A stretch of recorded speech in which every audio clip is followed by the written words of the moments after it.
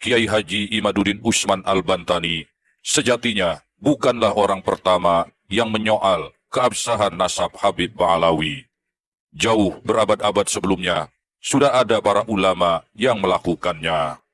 Di era ulama klasik misalnya, setidaknya ada 4 orang ulama besar yang mempertanyakan keabsahan nasab klan Mu'asal Hadramaut Yaman ini. Keempat ulama itu adalah At-Tabari, Ibnu Hibban, Ibnu Hajar Al-Asqalani, dan As-Sahawi. Meskipun masa kehidupan mereka terpaut oleh rentang waktu yang cukup jauh, namun keempat ulama klasik tersebut memiliki alasan yang sama dalam menyoal keabsahan nasab Habib Ba'alawi. Sebelum sedulur warganet menyimak narasinya, terlebih dahulu kita dengar dan simak rekaman suara dari Hanif Al-Atos saat berupaya membela nasab klannya. Berikut ini. Udah ngakuin, ulama nasab udah ngakuin, nggak ada masalah. Dalam kasus Ba'alawi yang saya temuin nggak kurang dari 140 kitab. Ini saya santri, saya bukan ulama, bukan ustadz, santri. Apa yang disuarakan oleh Hanif dengan menggebu-gebu tersebut dijawab santai oleh Kiai Haji Imaduddin Usman Al-Bantani. Hanif Al-Atos sekarang sedang mengumpulkan kitab-kitab sejak abad 9 itu. Sampai sekarang ini sudah bisa terkumpul 140 kitab yang menyatakan mereka turunan Nabi. Kata saya, coba sini satu aja yang kitab nasab abad ke-8. Diam aja. Abad 7 makin diam. Abad 6 mana? Makin diam. Abad 5 mana? Makin diam. Apalagi abad 4, abad di mana Ahmad bin Isa ini wafat. Ahmad bin Isa ini wafat 345 Hijriah. Sudah 1000 tahun lebih. Tapi 550 tahun sejak wafatnya baru ada orang ngaku-ngaku keturunannya. Hanif Al-Atos, sang menantu imam besar Rizik Syihab, sepertinya memang telah abai terhadap catatan sejarah yang setidaknya menyebutkan telah ada 4 orang ulama klasik, yakni At-Tabari, Ibnu Hibban, Ibnu Hajar Al-Asqalani, dan As-Sahawi, yang di eranya masing-masing sudah menulis keraguan terhadap keabsahan nasab Habib Ba'alawi dengan alasan-alasan sebagai berikut. 1. Kurangnya bukti historis. Tidak adanya dokumen dan catatan sejarah yang memadai untuk mendukung klaim nasab Habib Ba'alawi. 2. Rantai sanad yang lemah. Ketiadaan rantai sanad yang kuat dan terpercaya dalam penulisan nasab. 3. Kesalahan penulisan nasab. Kesalahan dalam penulisan nama, tahun, dan tempat dalam nasab. 4. Kurangnya kesesuaian riwayat. Perbedaan antara riwayat Habib Ba'alawi dengan riwayat yang sudah ada. Setelah kami kaji bersama tentang buku mereka yang berjudul Keabsahan Nasab Ba'alawi yang 500 halaman lebih, dan dari kata pengantar para kiai 50 kata pengantar, kiai-kiai besar lagi. Ternyata setelah dikaji, mulai dari awal banyak ditemukan salah pengaplikasian ibarah yang mereka kutip dari kitab Rasail, yang justru kaidah-kaidah ilmu nasab itu menyerang atau membatalkan nasab mereka. Mulai dari syuhra wal istifadah yang mereka pakai untuk menguatkan nasab mereka, justru itu membatalkan, karena syuhra wal istifadah itu tidak dipenuhi 4 syarat yang ditulis oleh kitab Rasail dan kitab-kitab nasab yang lain. Terus yang kedua, di kitab tersebut banyak kesalahan-kesalahan teks dalam ibarah, karena kalau kesalahan teks di ibarah Arab itu akan berubah makna, seperti terdapat di buku itu mengutip disclaimer bab subutun nasab yang berbunyi wa yasbutun nasabu bil alamatil wadihat wal bayyinati tsabitat. Di awal buku itu ditulis wa yasbunu bisyubuhat. Ini sudah merusak makna, terus yang kedua, dengan ibarah yang tadi itu, mereka juga mengutip kembali di judul di buku mereka yang berjudul pada akhir buku itu Imaduddin menjiplak tokoh orientalis dan nun aswajah. Tuduhan mereka, tuduhan mereka. Kembali mereka mengutip dalil tersebut. Salah lagi, gimana kok yang di awal salah, ini yang kedua juga salah, berarti kan ada kesengajaan atau ini, kalau menurut saya, husnudzon saya, jadi ini apa, bahasa tubuh lah. Bahasa tubuh. Jadi iya, jadi di bab tersebut ditulis wa yasbutun nasabu bil alamatil wadihat wal bayyinati tsabitat wa yasbutu bisyubuhat. Bisa dicek, Nah, jadi artinya nasab itu bisa diisbat itu dengan alamat wadihat, tanda-tanda yang jelas, arkeologi lah. Terus wal bayyinati tsabitat itu adalah catatan yang pasti yang dituntut oleh Kiai Imad sebagai kitab sezaman, Kiai. Terus kemudian wa yasbutu bisyubuhat.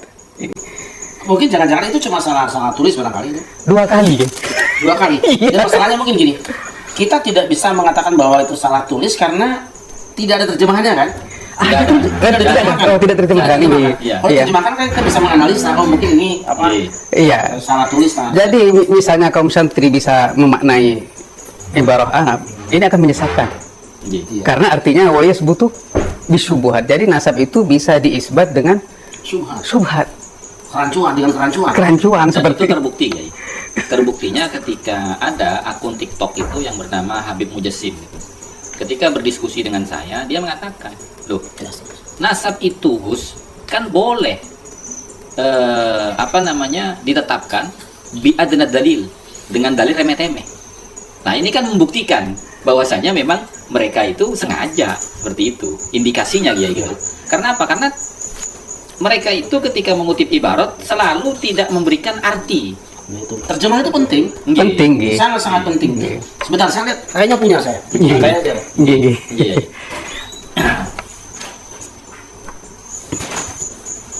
Habib Mujassim ini apa? Yasbutun nasab biadna dalil, katanya Ibnu Qudamah. Ketika kita cross check, ternyata itu kan maksudnya nasab dekat, bukan nasab jauh gitu. Kitab ini kan? Iya, Buku ini kan? iya, iya. Nah, ini buku yang sedang kita bahas malam ini. Iya. Oh. Ya ini kesulitan teman-teman barangkali. Nah, ini di yang pertama ini. Ini ya? Ya, betul. Itu harus ada mal amroni harubin. Memang sabit apa ya? Wayat bunuh Wayas bunuh. bisyubuhat. Itu- عليه من حقوق الانسقام وعلى وجه الله تعالى وتعدى علماء النسب 5 طرائف لثبوته. Iya. Ini semua tidak ada yang diartikan ya. Nah itu kesulitannya kan kita tidak diterjemahkan sehingga tidak tahu ada penambahan teks lafaz dari Arab aslinya atau Iya. tidak. Iya. Saya tadinya mengira bahwa ini kesalahan nulis saja. Iya, dan ketika mereka itu mengutip takbir ini Kiai, tujuannya kan untuk menguatkan bahwasanya nasab mereka itu sudah sabit bisyuhra wal istifadhah. Tapi sayangnya tidak dilanjutkan sampai kepada penyebutan 4 syarat yang harus dilewati. Gitu. Nggih. Jadi ini teman-teman sudah dibaca oleh Kiai. Iya. Memang betul adanya salah wayas bunuh bisyubuhat. Ini salah kesalahan yang fatal sampai merubah kalimat. Kalau yang kedua cuma mengurangi lah. La nafinya dihilangkan. Nah, terus di kitab ini Kiai juga ada kejahatan ilmiah, di mana mereka itu membatalkan Pongkol Nasab Wali Songo, Sunan Gunung Jati, Sunan Kudus, dan Sunan Giri. Yang Pongkol Nasab itu adalah Said Soleh bin Abdul Qadir Al-Jailani. Al-Jailani. Enggak. Jadi mereka menyamakan kasusnya Said Soleh tersebut dengan kasus Pongkol Nasab mereka, yaitu Ubaid. Katanya Said Soleh juga tidak terverifikasi dari kitab sezaman oleh mereka, tapi mereka mengutip ibarah itu dipotong, dikutip awalnya saja dari kalimat atau ibarahnya Ibnu Najjar yang menukil dari Syekh Abdul Razak, salah satu putra Syekh Abdul Qadir Jailani, bahwa katanya mereka Said Soleh itu tidak tertulis.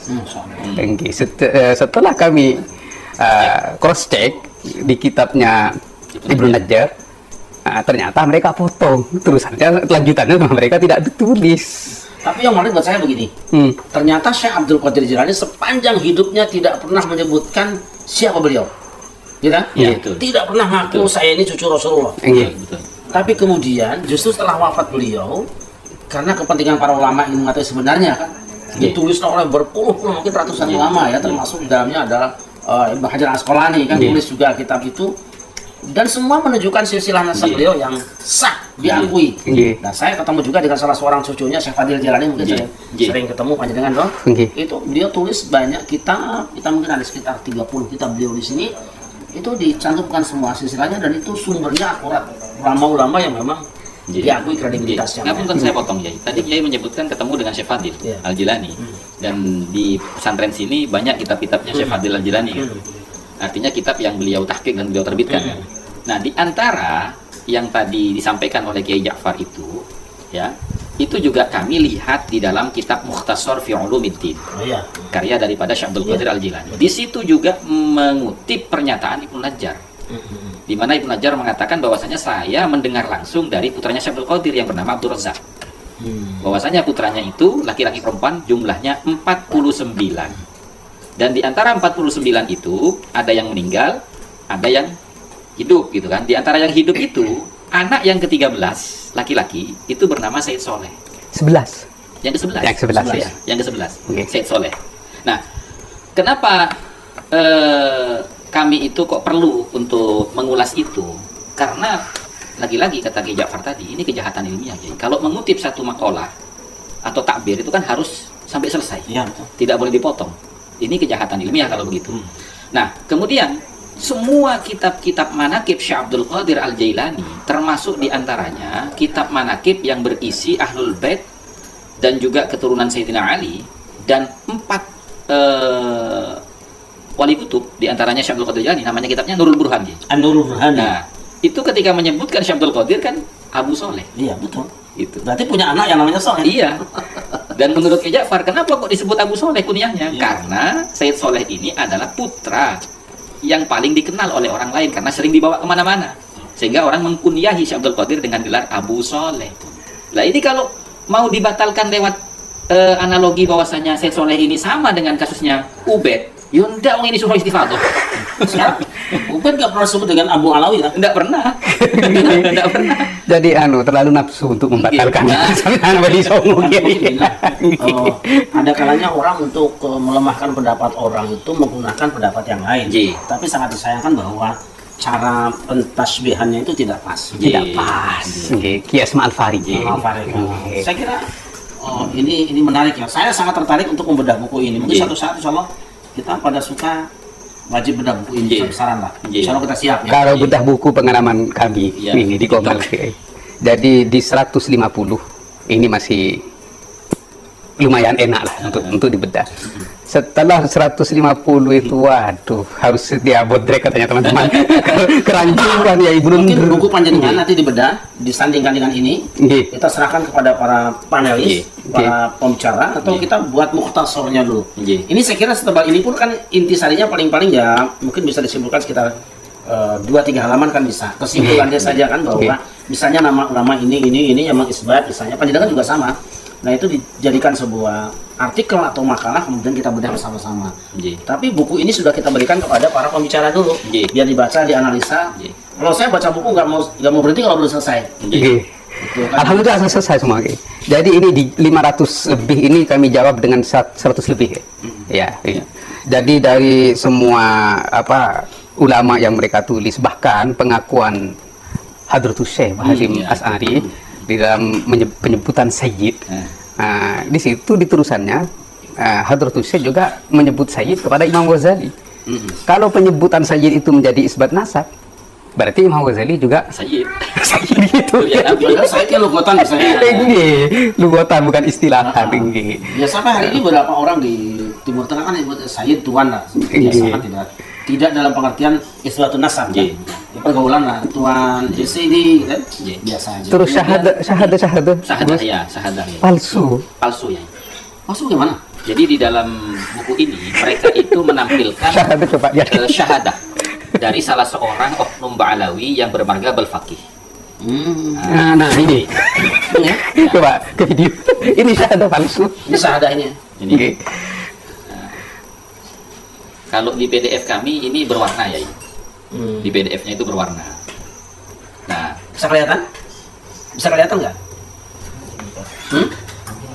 nanti di foto ditampilkan ya. Oke. Nah, jadi ini Kiai, kenapa kita bisa mengetahui kok ini palsu? Ngapunten ya, itu kan ada di catatan kakinya itu, ya kan? Itu kan alamat Google Image-nya. Iya, iya. Dari mana foto ini mereka ambil, gitu kan? Setelah kita copy linknya itu, kita masukkan ke Google Image. Ternyata di situ memang sama, ada seperti ini, tapi ngapunten mohon maaf, namanya dirubah dan tidak ada foto ya aslinya. Oh, Masya Allah. Jadi ini pemalsuan dokumen. Pemalsuan data dan dokumen. Tahrif. Tahrif gitu ya. Tapi memang gini ya, kalau tahrif itu kan termasuk perbuatan kebiasaan Yahudi toh. Dan makanya Amal gitu. makanya kan nanti beliau akan jelaskan tentang kiafah asariyah ya. Melihat kesamaan watak, sifat, karakter. Oh, ya. Gitu. Itu sebagian ada dalam pembahasan kajian tafsir ada. Iya. Mungkin di buku saya ini tahun 2005 juga Iya. sudah sebagian ada kita tulis, tapi saya tidak menyebutkan bahwa ini hubungan dengan siapa sebetulnya. Iya. Bahwa Yahudi, Nasrani, orang Islam itu punya karakteristik. Iya. Punya karakteristik. Saya sangat menarik ini apa ya? Istilah cangkok nasab ya. Iya. Cangkok nasab itu pelaku yang sangat terkenal itu kan dulu ada dalam kitab Kejadian ya. Saya ada di situ. Kejadian pasal 22 kalau tidak salah itu bagaimana ketika Allah perintahkan Nabi Ibrahim sunat anaknya, ya kan? Kan ada kalimatnya. Iya. Sunatlah anakmu yang tunggal, yaitu Ishak. Nah, yaitu Ishak itu kan cangkokan. Nggih. Kenapa harus Ishak tidak Ismail? Karena kalau anak tunggal berarti kan anak yang pertama. Anak Iya. pertama kan Ismail. Nggih. Sebab kalau Ismail nanti turunnya kan Muhammad. Iya. Nah, kenapa Ishak turunnya ke dia itu kan? Nggih. Ini sangat menarik ya. Juga saya juga dengar di perdebatan di Gopil katanya Yahudi bahwa Ad-Dabih itu bukan Ismail kata. Iya. Ishak. Ishak. Iya. Tapi mohon maaf. Internet lagi. Ini surah Ismail ya. Iya. Sudah surah. Iya. Sejak zaman Nabi Ibrahim masih hidup sampai Nabi Muhammad datang surah. Bahkan mayoritas ulama loh. Iya. Monggo panjenengan buka di Qurtubi. Nggih. Mayoritas ulama menerima bahwa yang disembelih itu adalah Ishak. Iya. Al-Qur'an juga gitu. Al-Qur'an Ismail yang disembelih. Enggak. Iya. Ini kan Fabasyar dari ulama hari. Dan kita baca dalam Al-Qurtubi, katanya apa? Mayoritas ulama, termasuk Tabari, mayoritas sahabat Nabi dan para ulama mempercayai bahwa yang disembelih itu Ishak. Memang ada pendapat yang lain, hanya yang berani itu Imaduddin, Abdul Fida, Ibnu Katsir. Iya. Bukan Imaduddin ini ya. Berani juga. Imaduddin Ibnu Katsir itu paling berani. Fix bahwa apa yang difatwakan para ulama terdahulu yang dipercaya bahwa yang disembelih itu Ishak itu tidak benar. Ini argumennya. Tapi hebatnya ulama terdahulu, ketika Syuhrah wal Istifadah itu ditolak dan ditolak oleh tesisnya Imaduddin Ibnu Katsir, itu nggak ada yang keberatan ulama. Tidak ribut. Iya. Yang ribut tentu mereka sendiri toh. Iya. Iya. Yang ribut itu adalah orang-orang kelompok yang memang sudah memasukkan nasab tadi. Nggih. Tapi orang Islam selesai. Iya. Sejak Ibnu Katsir sampai hari ini setahu saya belum ada lagi yang membantah bahwa Ad-Dabih. yang disembelih adalah Ad-Dabih adalah Ismail. Bahkan sekarang surah istifadahnya Ismail. Ismail Iya. sudah. Artinya gini, surah Istifadah yang cukup lama itu 6 abad tuh. 6 abad. Sampai Ibnu Katsir, sampai Imaduddin Ibnu Katsir itu kan, Abdul Fida kan. Nggih. Tapi dikasih CGR dulu Pak. Iya. Nah itu saya tertarik dengan apa namanya sikap para ulama kita terdahulu ya. Nggih. Dan ini Kiai, saya ingin bertanya kepada panjenengan selaku salah satu bagian tokoh akademikian. Nah, dalam penulisan buku, apakah boleh menggunakan referensi dokumen pribadi? Tidak boleh. Nah, ini secara akademik ya, Iya. tidak boleh. Berarti, Ada kalanya diperbolehkan, tetapi dia buku yang sudah selesai dan telah diujikan, diterima. J, Kan ada, misalnya lihat buku saya judulnya ini, tetapi buku itu harus merujuk kepada referensi sebelumnya. J, maksudnya ini dokumen pribadi yang memang tidak bisa diakses orang lain. Nggak bisa, itu nggak adil. Nggak ada nggih. Di dalam buku Keabsahan Nasab Ba'alawi ini Kiai, di mana dia itu mengatakan Kiai Imaduddin itu tidak paham ilmu nasab, kata beliau, kata mereka yang nulis ini, karena masih meminta catatan kitab sezaman. Padahal setelah kita kaji buku ini, ya tentunya bersama dengan Kiai Ja'far dan Kiai Abdul Ghalib Sahuri, ketika dia ini mengatakan bahwasanya Kiai Imaduddin tidak paham dengan ilmu nasab karena masih meminta verifikasi kitab zaman, buktinya mereka itu melampirkan sekian banyak pernyataan-pernyataan para ulama yang katanya an-nasabah, tapi ketika kita lihat itu masih dokumen pribadi, tidak bisa kita akses kitabnya. Nah, sementara di dalam kitab Rosail fi Ilmil Ansab itu dijelaskan Kiai bahwasanya sumber referensi kitab kalau masih berbentuk manuskrip itu wajib ditahqiq terlebih dahulu dan dilakukan komparasi data. Nah, kalau sudah ketahuan baru boleh dipakai. Nah, ini banyak sekali Kiai, banyak sekali. Bahkan beliau yang itu Kiai Ja'far apa namanya standar ganda tentang Sajarah Mubarakah. Sajarah Monggo silakan dijelaskan. Mubarakah di sini kayaknya. Nah, jadi kitab ini ya, buku. Di sini mereka ingin mengkanter kitab As-Sajarah Mubarakah. Karena kitab ini bermasalah. rancu, banyak salahnya. Nah, terus di sini muhakiknya Mahdi Rojai. Oh. Nggih. Mahdi Rojai di awal polemik nasab katanya mereka Syiah nggak bisa dipercaya. Tapi kok dipakai? Setelah mengakui Kiai. Oh, gitu. Baru setelah Mahdi Rojai memberikan koror terhadap nasab mereka, baru dipuji sama mereka. Ayatullah, Ya. Syekh Sayyid Mahdi Rojai kan gitu. Oh, Kiai. sebetulnya yang Syiah siapa? Langgi. Makanya kami sebut standar ganda, Kiai. Artinya begini, ketika Syekh Mahdi Ar-Rajai itu dianggap tidak menguntungkan, maka akan dibunuh karakternya. Nah, ketika dianggap menguntungkan dengan beliau itu membuat ikrar tentang keabsahan nasab Ba'alawi, maka akan Dipuji dan disanjung. tidak disanjung. Nah, ketika mereka bernafsu untuk mengkanter Sajarah Mubarak. sejarah Mubarakah, mereka abaikan lagi Mahdi Rojai. Iya. Padahal Syekh Mahdi Ar-Rajai di dalam tahqiqnya itu, setelah kami telusuri dengan Gus Hasan di mukaddimahnya itu menulis bahwa kitab Asy-Syajarah Al-Mubarakah itu adalah karya Fakhruddin Ar-Razi dan itu tertulis fi dhahril kitab. Masya Allah. Katanya mereka Sejarah Mubarakah itu bukan karya Mahdi Ar-Rajai, buktinya katanya. Jadi mereka juga temukan kitab yang sama di Museum Madinah dengan nomor loker yang sama, tapi namanya beda. Ar-Razi. Bahrul Ansar. Bahrul Ansar. Nama kitabnya Bahrul Ansar. Oh. Iya. Nah, kami bertiga menelpon Kiai Imad. Apakah benar ini Bahrul Ansab bukan apa Syajarah Mubarakah? Kemudian dijawab oleh Kiai Imad. Setiap kitab yang belum ditemukan namanya atau belum ditahqiq dalam istilah semua kitab atau ini secara khusus, secara umum semua kitab nasab itu dijuluki oleh para nasabah Bahrul Ansar. dengan Bahrul Ansab. Di situ berarti kan mereka kurang paham terhadap istilah nasab Tapi gitu. memang perlu ditahqiq sekarang sebetulnya itu karya siapa kan? Kita harus lihat tahun penulisan juga, kemudian siapa penulisnya itu nanti kan dilacak dari periwayatan ilmu biasanya kan bisa diketahui di situ. Nggih. Banyak buku-buku kitab-kitab karya ulama yang dipasukkan orang diklaim sebagai nama Padahal sendiri. Kan? jelas itu ya, disebutkan oleh Mahdi Ar-Rajai itu. Wa hadza Bahrul Ansab At-Talibiyin Al-Musamma Bisyajaratil Mubarakah. Oh itu ada. Langgi, makanya kan saya katakan standar ganda ini. Syajarah Mubarakah kan jelas penulisnya. Langgi, kan saya kemarin kasih analogi begini. Misalkan kita katakan, ini kitab apa? Kitab fikih. Namanya apa? Fathul Qarib. Kan gitu. Lawan lah. Ini kitab apa? Kitab tauhid. Namanya apa? Tijan Darori. Kan sama seperti itu. Iya. Ini apa? Bahrul Ansab. Apa namanya? Syajarah Mubarakah. Kan Nama gitu yang ya. penting kan? Nggih. Sama lah. Nggih. Dan selain menulis buku bantahan terhadap buku ini, Kiai, kami juga menulis tentang khurafat, Kiai. Ya. Yang banyak tidak diketahui oleh para kiai. Nggih. Khurafat mereka yang sangat menyesatkan itu kami temukan di kitab Syarhul Aidiyah. Tanya jawab Muhammad Faqih Al-Muqaddam dengan orang Badawi kata. Jadi kullu nafsin dha'iqatul maut. Si penanya berkata seperti itu. Dijawablah oleh Faqih Al-Muqaddam, "Ma liya nafsun." Saya tidak bernyawa. Oh, hidup. Nggih. Tidak bernyawa. Berarti secara tidak langsung Dia Faqih bernafas berarti Allah. nggih. Lagi. Ini kelanjutannya nanti ada pengakuan Allahnya. Nggih.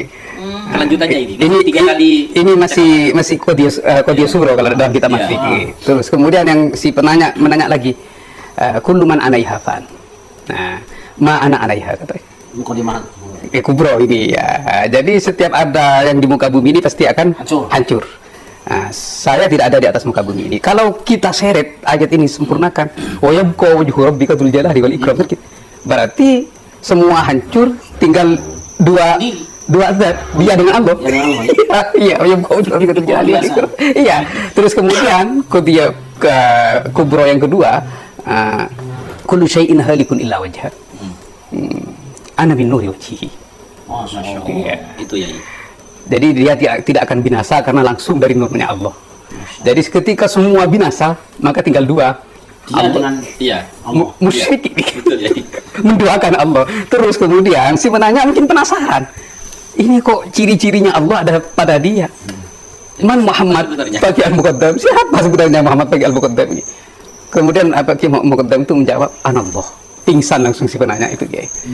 Subhanallah, la haula wala quwata illa billah. Itu ada di kitab mereka. Iya, syarah Ada di lainnya. kitab mereka. Jadi Jadi kita bikin 2 buku sekaligus. Yang pertama, bantahan terhadap keasalan nasab Alawi yang berjudul Ketidakabsahan Nasab Alawi. Yang kedua, Hikayat Israiliyat Yahudi versus Khurafat Ba'alawi.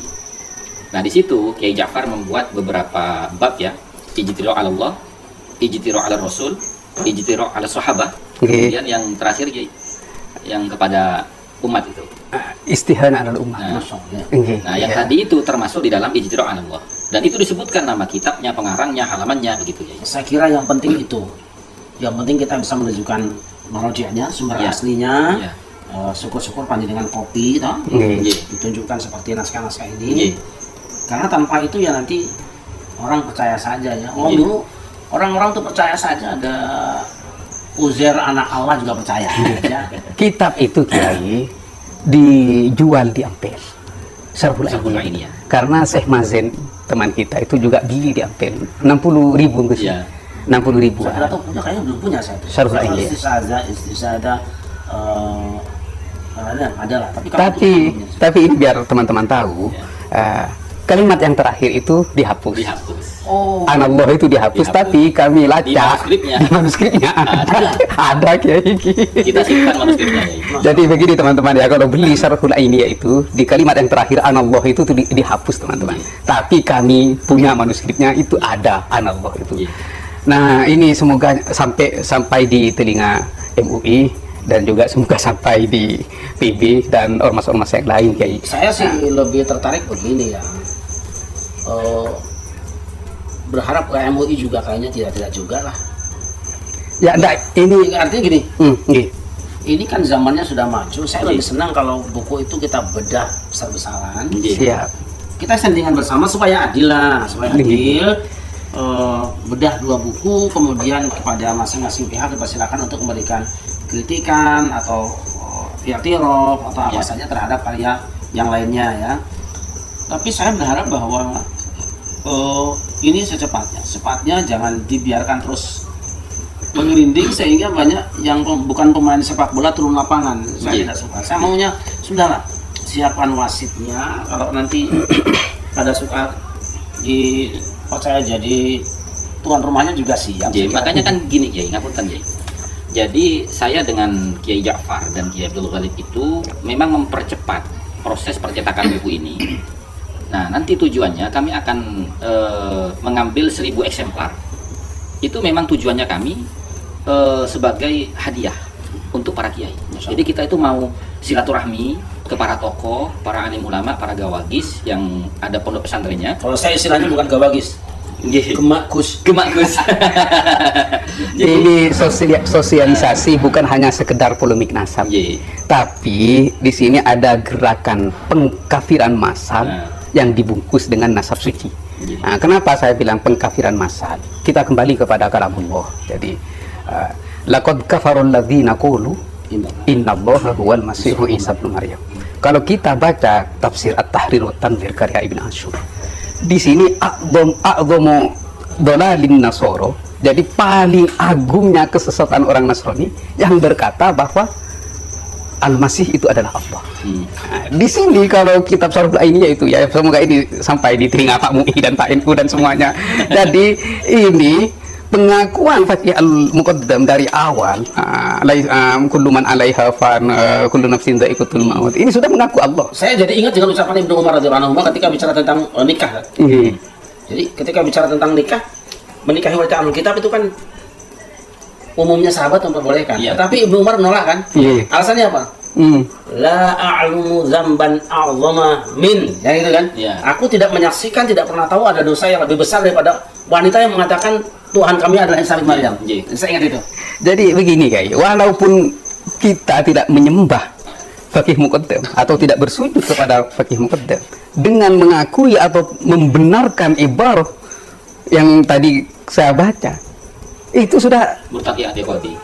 murtad qauli dengan itu qauli. Iya. Itu sudah tasbih. Laisa kamitslihi syai'. Iya. Iya. Jadi ini semoga nanti MUI mengeluarkan fatwa bahwa buku-buku kitab-kitab yang menjadi ajaran sesat mereka ditarik dari peredaran agar tidak menyesatkan betul. umat. Saya mulai merenung ya, betapa berat dan sulitnya perjuangan Wali Songo Nggih. menanam padi ini, terus ijo royo-royo, Nggih. kok tiba-tiba datang hama. Hmm. Saya tidak tahu siapa yang bawa hama ini. Bersusah payah mentauhidkan bangsa ini, bersusah payah mengibadahkan bangsa ini, bersusah payah memperbaiki akhlak supaya sesuai dengan akhlak Rasulullah. Dan Indonesia sudah ijo royo-royo lah. Nggih. Kok tiba-tiba ada tanaman itu sekarang udah digerogoti. Ada hama-hama. Hama-hama itu saya kira ini wajar kalau kita lihatin ya. Iya, jadi juga banyak bantahan dari para muhibbin, jangan bahas nasab dong. Nah, dan ini harus kita bahas. Karena ajaran-ajaran sesat ini akan mencemarkan kesucian nasab baginda Nabi. Ya, betul. Ya. Ya, dan ini adalah harus kita ketahui bersama. Ya, dan juga Pak MUI dan yang lain harus berani bilang sama mereka, ya ala wila taghlu fi dinikum wa la taqulu 'ala Allahi illa al-haqq. Harus berani, kenapa tidak berani? Tapi ya untuk memancing itu, Kiai, rencana kita itu sebenarnya bagus. Artinya apa? 1000 buku itu kita cetak dulu, ya kan? Nah, yang 1000 buku ini niat kita kan mau silaturahmi kepada para kiai, kita hadiahkan.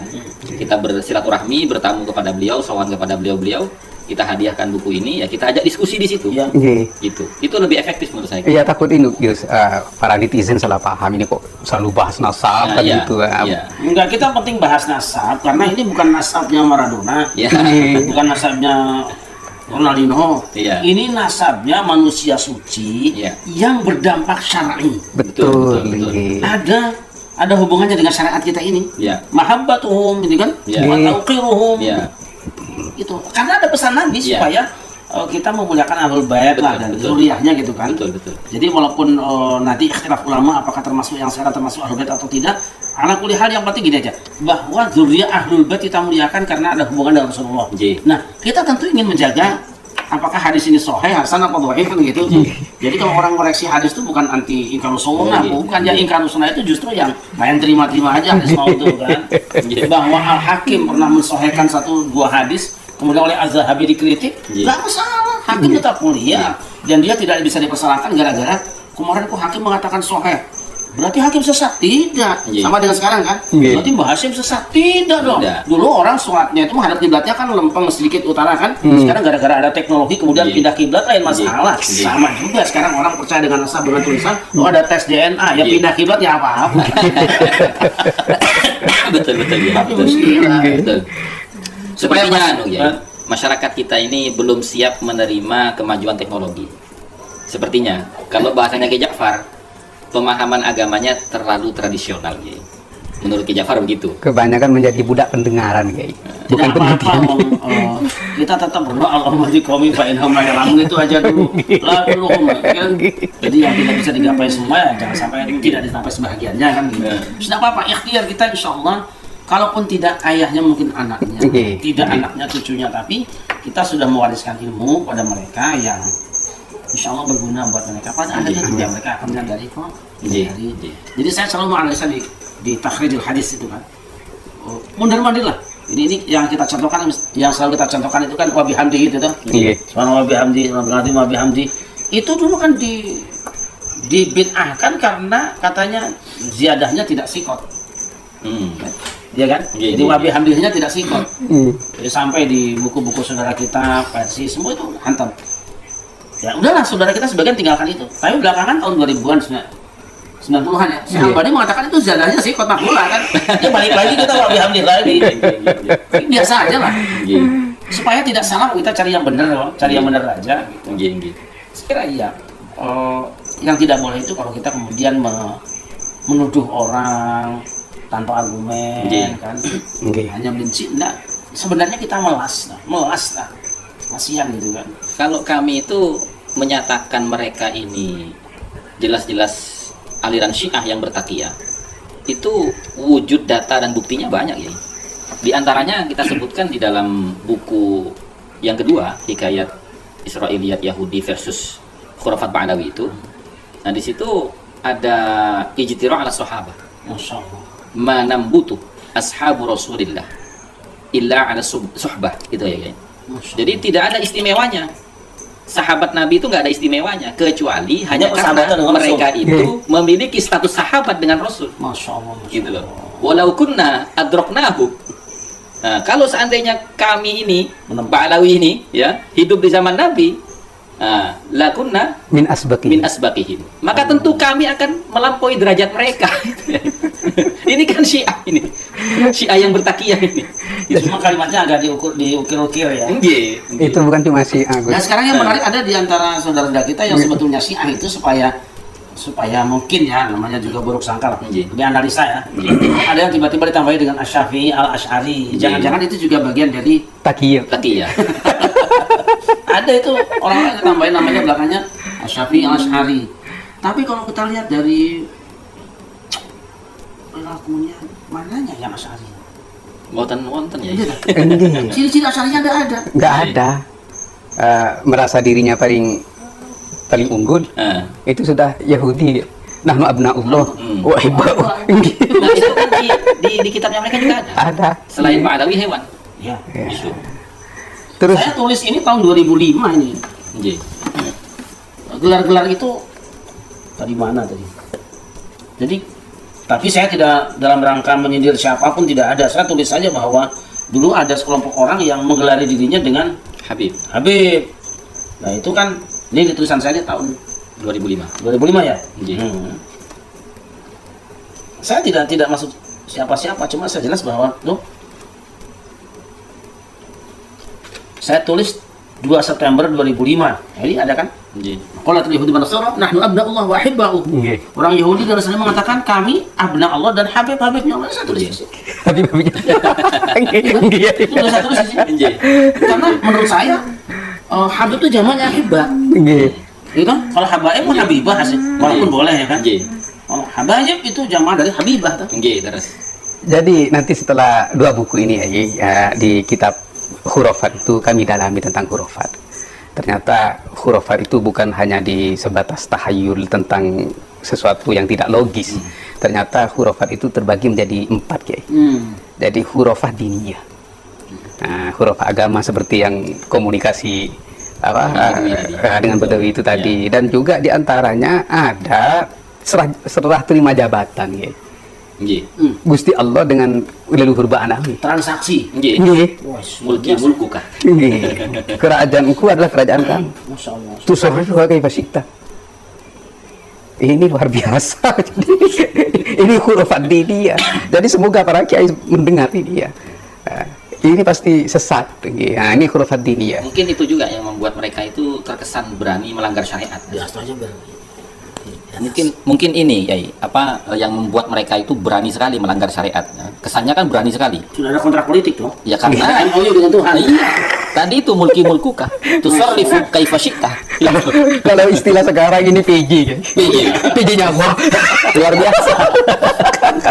Terus ada juga yang juga kami tulis Gus di kitab Khurafat itu Kiai, bahwa Habib siapa itu saya lupa. Intinya begini. Jadi setiap dia itu mencaci para ulama. Oh ya. Itu. Akhirnya banyak para ulama itu mengadu kepada pamannya, juga kepada gurunya. Biarkan dia karena dia mendapatkan izin dari Allah. La haula wala Izin untuk mencaci maki orang. Masya Allah, Masya Allah. Makanya jadi kami berpikir Kiai, jangan-jangan gerakan-gerakan mereka selama ini yang dibalut dalam gerakan pembela Islam itu kan gemar sekali mencaci maki itu. Ya mungkin dari sini semit itu di panggung, hei babi, hei anjing, kan gitu. Nah, itu. Haula wala quwata illa billah. Jadi kalau pikiran sederhana saya gitu, Nabi tentu akan meneteskan akidahnya, syariahnya, dan akhlaknya pada orang yang memang secara darah menetesnya. Nah di situ kan dalam kaidah nasab itu disebut dengan qiyafah athariyah, Itu dia. kesamaan karakter. Iya. Tidak ada duriyah Nabi yang sekejam mereka. Dan itu Rasulullah itu ada kartu garansinya itu. Nggih. Nggih. Ada kartu garansi. Nggih. Nggih. Makanya sering saya sampaikan tidak mungkin si A itu turunan Nabi, kok nggak ada miripnya belas. Nggih. Gitu? Nggih. Akidahnya tidak mirip, ibadahnya tidak mirip, Nggih. araknya apalagi. Nggih. Kita ini semua kan ikhtiar kita supaya Nabi disucikan dari penilaian buruk dari orang. Nggih. Ini perjuangan berat, ini perjuangan berat. Ya. Jadi kembali ke hurufat itu tadi, Kiai. Jadi juga hurufat diniyah tadi juga hurufat sia-sia Iya, yang dalam berpolitik. betul. Mereka itu selalu membawa nama Nabi. Itu ketemu Nabi. Iya. Selalu mendamak Al-Quran, penistaan Al-Quran, penistaan agama, menuduh presiden rezim Iya. sesat, istana iblis. Ini penting buat para pemirsa ya, bahwa statement-statement seperti itu tidak patutlah bagi kita ya. Betul. Kalau misalnya kita akan bicara ya, yang baik kalau tidak bisa nggak usah, gitu kan. Juga hurufat itu hurufat ijtimai ya, secara kemasyarakatan, Kiai. Kemarin kami dengar video katanya di komal TikTok, beliau bersama teman-teman itu ada seorang Habib berpidato.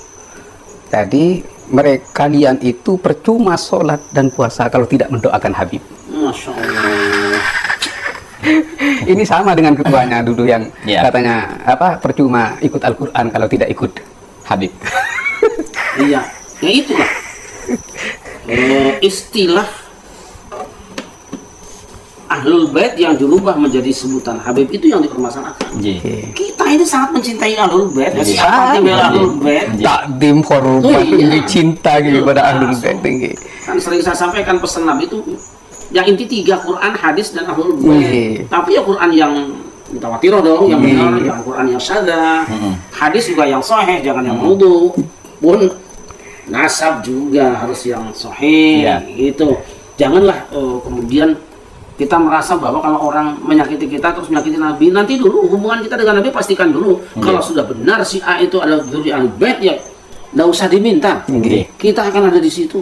Nggih. Ini kadang-kadang orang salah paham tuh, Nggih. percayaan aja gitu. Termasuk itu juga huruf sia-sia Kiai, yang sama dengan kasus di Palestina. Nah, jadi mereka itu sekarang mulai meletupkan huruf sia-sia itu bahwa merah putih itu adalah milik mereka, Pancasila itu adalah milik mereka, Jawa Bintu Tarim. Jawa Bintu Tarim juga milik mereka. Bahkan ada daerah di Jakarta namanya Paseban. Iya. Jadi Bak Saiban. Iya. Ada di bukunya itu. Iya. Nah kita orang Jawa kan tahu Seba itu pertemuan Seba. Iya, betul. Anggo Seba Betul. mungko sore. Iya. Paseban teman pertemuan. Iya. Pertemuan dengan Raja Mataram sama Iya. Mataraman. Iya, ya. betul. Itu jadi Bak Saiban. Iya, ini kalau tidak dilawan Kiai, kalau tidak dijelaskan yang sesungguhnya, maka insya Allah 10 tahun ke depan Habis sudah. mereka akan mengaku Indonesia Yang tidak masuk akal itu kok manusia yang kita kenal sebagai tokoh dan sepuh kok bisa ya nulis kayak gitu. Kalau bukan amal, sudah terdoktrin terhadap miripnya mungkin nggak berani.